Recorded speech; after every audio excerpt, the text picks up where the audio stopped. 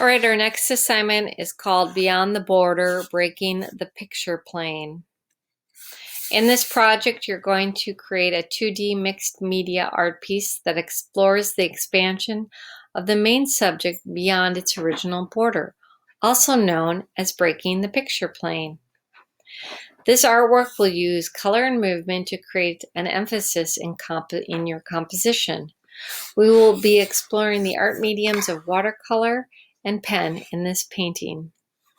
Our learning targets. I can create a pleasing composition that uses both a clear focal point and emphasis and rule of thirds. I can effectively use multiple watercolor techniques on my subject matter. I know a variety of mark making techniques and can effectively apply those to my artwork to give it detail and texture. I understand contour line. The rule of thirds is one of those main rules in art and photography photographic compositions, and stems from the theory that the human eye naturally gravitates to intersecting points that occur when an image is split into thirds. Here are a couple examples of compositions with the rule of thirds, and this is just a guide for making your image balance. Our assignment, you can see here are 3 examples of the assignment. Let's get into detail and an overview of what the assignment is about. Here's just a brief overview, instructions, and preparations. So first you want to choose an interesting subject to incorporate a variety of elements. Butterflies, insects, birds, sea animals with flowing fins and tentacles, flowers, spilling candy, and so on. I need you to come up with a couple ideas and sketch them out. Draw an interior rectangle and kind of play with that idea. Creatively select and expand parts of your design to go outside the border. Show your ideas and your designs to 3 to 5 family members for feedback. And if you need to, let me know and I'll give you feedback. Sorry about that. And then when all is good to go, you'll start on your final on the textured paper that I sent home with you. All right, so let's get into the nitty-gritty of this assignment. So first, once you've made your decision about what you're going to do, you're going to lightly draw a rectangle on the interior of your paper. So here is my paper, and then there it is. And I made it dark just so you could see it for this example.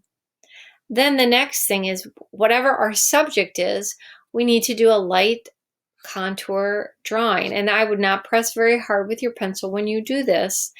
I'd use one of the light colored pencils that were sent home with you, a 2H or a number 2 pencil. Just draw it lightly out. And what is a contour line drawing?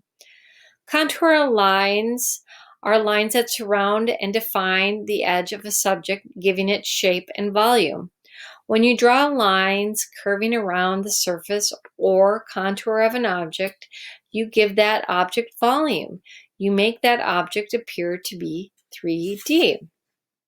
So you can see here is my object, my person is my emphasis, and I have my my rectangle going around. Now I screwed up. I shouldn't have had this kind of line up. I should have given this more space, but I think it's fine and it'll work. So the next thing I want to do is I want to add value on the outside of the square using a variety of mark making techniques, utilizing leading lines and diagonals to show movement in your composition. So these will be kind of my diagonal lines, but I need to draw on the outside of my rectangle. And the reason I do this is so I don't get confused when I start to paint.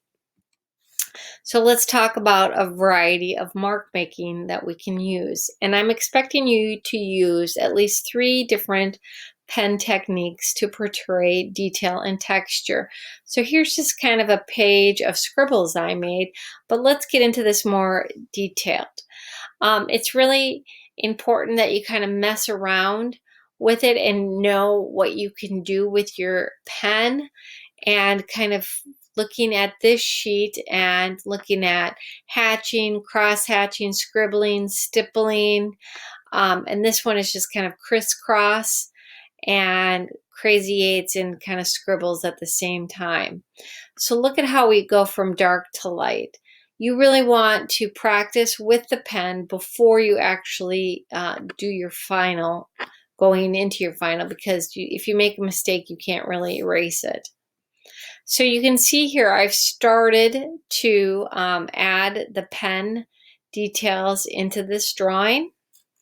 And the other thing you'll want to keep in mind is not to draw inside your rectangle. Now, you want to break the picture plane in a couple different spots. And I recommend at least 3 spots. So I've done it here with his feet, with the top of his head, and his shoulder and his arm. But also, with that being said, something can invade your picture plane. So, oh, and I forgot about the little corner pillow here. I have this pillow, which you can see here, is invading that picture plane. And there is a little bit more happening in terms of my mark making and adding detail, texture, and volume. All right. So the next thing I'm going to do is I'm going to tape down my image either using painter's tape or masking tape. If you don't have painter's tape and you're using masking tape, be sure to use to put the tape on your clothes to pick up lint to help make it less tacky, because you don't want to accidentally rip the paper.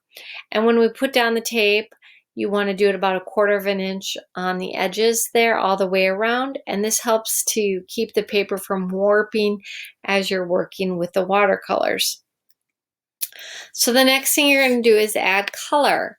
And I'm requesting on this assignment that you use complementary colors. And complementary colors are 2 colors that are opposites on the color wheel. As an artist, knowing which colors are complementary to one another can help you make good color decisions. So if we look at these 2 color wheels here, and you can use this as a guide to kind of like, oh, okay, what 2 colors am I going to focus on? And I'm going to focus on blue and orange. Now, I can also use a little bit of the blue violet and go over here to this yellow orange. And I could also use this blue green and go across to this red orange. And I want to pick kind of little sections of the color wheels for my painting. And you'll see what I mean here in a moment. So here, what I'm doing, I've selected my complementary colors and I've selected blue and orange. And in your composition, you have to select your area for your clear focal point or emphasis and paint it a particular color, whatever colors you so choose.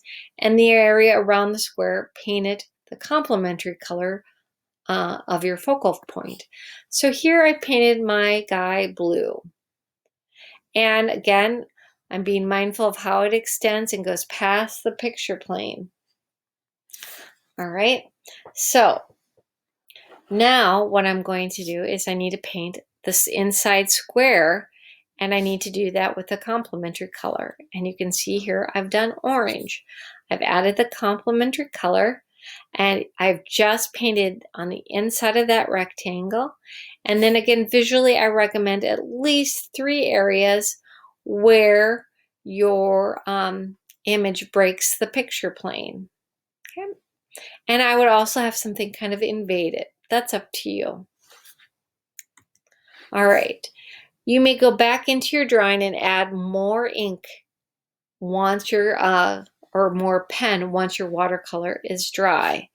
Now, these are some little hints to help you with your artwork. Just tricks to think about how to show space in an artwork. The size of the object. If it's close, it's big. If you want something to be like close up to you, it's big. And if you want it far away, it's small. Focus on the objects up front, close to you, need to be detailed. And they get fuzzy as out of focus as the further away they go. Same for colors, to create that illusion of depth. So when colors are up front, they're close to you, they're bright, they're vivid, and as you want something to go to show the illusion of depth, they fade. And overlapping. Objects in the foreground need to overlap the object in the middle ground and the background. And this is a really effective way to show space and depth in a piece of artwork. So how are you going to be assessed? You're going to be assessed through your creative problem solving, that you can create a pleasing composition that uses both a clear focus point and emphasis and the rule of thirds. Design and composition, you can create an area of emphasis by drawing interesting subject and effectively using watercolors to paint this subject, and that you can use pen and ink to create contrast and incorporating visual movement. Your composition uses a rule of thirds and has a clear focal point. You can use leading lines and diagonal lines to show movement in your composition. Craftsmanship, using the appropriate painting and pen methods to achieve consistent results. Overall, watercolor paint and ink is effectively applied and the artwork appears neat. So the pen techniques, I want you to use at least 3 different pen techniques to portray the detail and texture of the subject matter. And then the watercolor technique, I want you to use at least 3 different watercolor techniques to effectively portray your subject.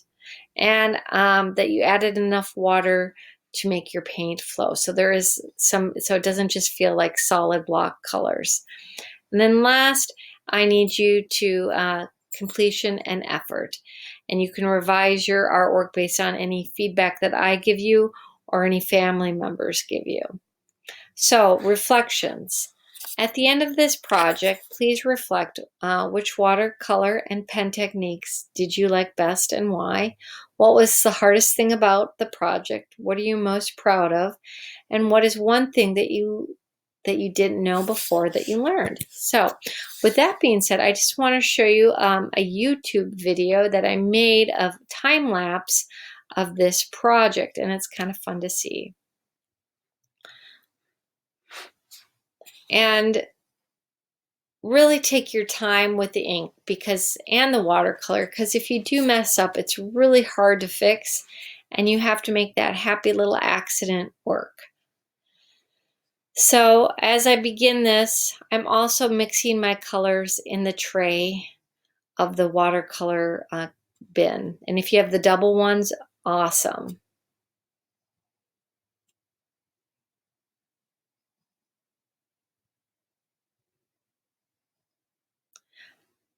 It takes a little over a week to do this project. I think you'll enjoy it once you get started. And just be sure that you select the right colors that you want to do, that you're happy with, because you're going to be living with these for a while.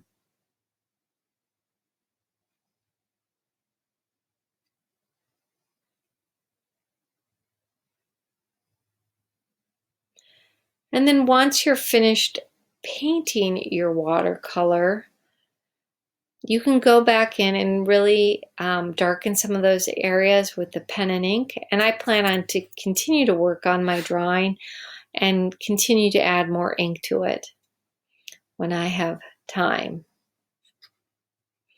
All right, so good luck, friends. Make good choices.